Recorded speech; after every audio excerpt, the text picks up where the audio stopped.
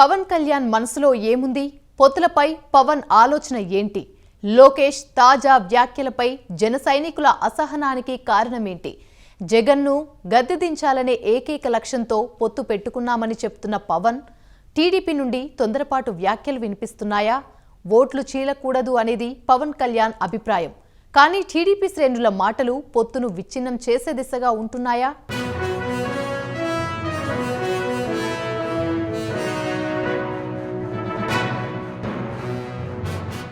ఏపీలో మారుతున్న రాజకీయ సమీకరణాల నేపథ్యంలో జనసేన టీడీపీ పొత్తుపై నీలినీడలు కమ్ముకున్నాయా అనే విధంగా ప్రచారం జరుగుతోంది.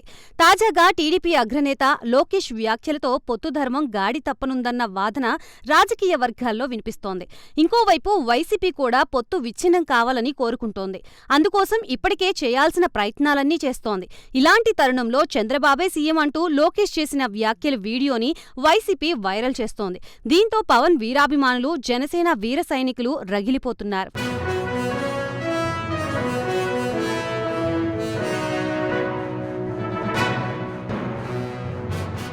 ఈ నేపథ్యంలో అసలు జనసేనాని మనసులో ఏముందనే చర్చ రాజకీయ వర్గాల్లో జరుగుతోంది. పొత్తులో భాగంగా ఎన్ని స్థానాలు జనసేనకి టీడీపీ ఆఫర్ చేస్తోంది, జనసేన ఎన్ని స్థానాలు అడుగుతోంది అనే విషయాలపై సర్వత్రా ఆసక్తి నెలకొంది. మరోవైపు జగన్ చేస్తున్న ఎమ్మెల్యే అభ్యర్థుల మార్పుతో సిట్టింగ్లు చాలా మంది అసంతృప్తితో ఉన్నట్లు తెలుస్తోంది. ఇప్పటికీ కొంతమంది టీడీపీ, జనసేన పార్టీలతో టచ్లో ఉన్నట్లు సమాచారం. ఈ క్రమంలో రెండు పార్టీల్లోనూ టికెట్ల కోసం డిమాండ్ పెరిగే అవకాశం ఉంది. నేటి పవర్ పాలిటిక్స్ యుగంలో అధికారంలోకి ఏ పార్టీ వస్తుందనుంటే బెల్లం చుట్టూ ఈగలు వాలినట్లు లీడింగ్ లో ఉన్న పార్టీ వైపు చూస్తారు అందరూ. ఇటీవల తెలంగాణ ఎన్నికల్లోనూ ఇదే జరిగింది. తెలంగాణలో బండి సంజయ్ని తొలగించడంతో బీజేపీ బలహీనపడింది. దీంతో బీజేపీలోకి జాయిన్ అవుదామనుకున్న వాళ్లు ఎవరూ జాయిన్ కాలేదు. మరోవైపు ఉన్నవాళ్లు సైతం జారుకున్నారు.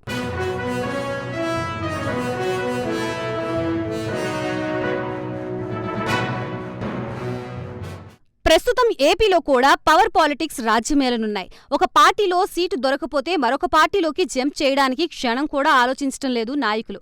వేరే పార్టీలో చేరిన వెంటనే అప్పటి వరకు ఉన్న పార్టీని దుమ్మెత్తిపోయడం మామూలైపోయింది. జగన్ చేస్తున్న సిట్టింగ్ల మార్పు ప్రక్రియతో దాదాపు 50 నుంచి 60 మంది వరకు తాజా ఎమ్మెల్యేలు పార్టీ మారనున్నారని సమాచారం. వాళ్ళందరికీ టీడీపీ, జనసేన పార్టీలే ఆప్షన్. ఈ రెండు పార్టీల్లో ఏదో ఒకటి సెలెక్ట్ చేసుకోవాలి. అయితే జనసేన, టీడీపీ పొత్తులో ఉండడంతో రెండు పార్టీల్లో ఇప్పటికే ఉన్న నేతలకి చాలా మందికి టికెట్ దక్కే అవకాశం లేదు.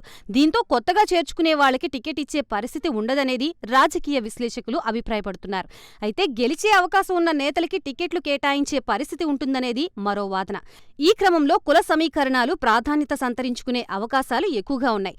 వైసీపీలో మాదిరి జనసేన, టీడీపీలో కూడా అసంతృప్తులు బయటపడే అవకాశం ఉందని రాజకీయ పరిశీలకులు చెబుతున్నారు.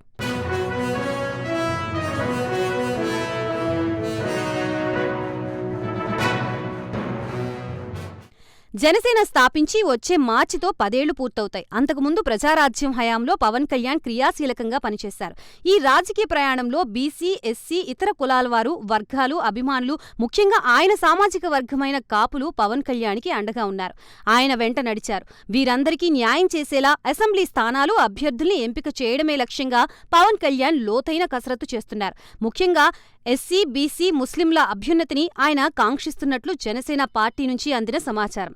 మత్స్యకారులు, శెట్టిబలిజ, గౌడ, ఇతర ఉపకులాల వారు, చేనేత వర్గాలు, నాయి బ్రాహ్మణులు, కుమ్మరి, రజక తదితర వృత్తి ఆధారిత సమస్త బీసీ కులాలు, ఎస్సీలు, ముఖ్యంగా రెల్లి కులస్తులు, అదేవిధంగా గిరిజనుల అభ్యున్నతి, వారి ఆర్థిక పరిపుష్టికి కృషి చేయడంతో పాటు వారికి రాజకీయ సాధికారత సంప్రాప్తించే విధంగా నియోజకవర్గాలతో పాటు అభ్యర్థుల ఎంపిక జరుగుతున్నట్లు పార్టీ వర్గాల నుంచి అందిన సమాచారం. దీంతో జనసేనకు కేటాయించిన సీట్లలో సగం టికెట్లు బడుగు బలహీన వర్గాలకి కేటాయించే అవకాశం ఉన్నట్లు తెలుస్తోంది.